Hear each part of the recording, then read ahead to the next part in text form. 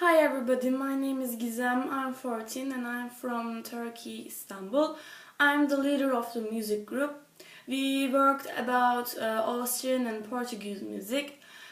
We finished all our presentation and now for the end of the project we have to writing about why we want to visit this country. So that we are making this video. Why I want to visit Austria again? Yes, again because I've already been to Austria. I think it was last year. We did a trip to Middle Europe, to Prague, Budapest, and Vienna. Vienna is an amazing city. I loved it, and I'd like to go. I'd like to go there again.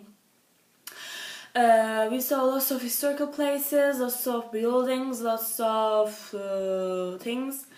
The foods were amazing and the people were polite. They know they have to respect all the rules.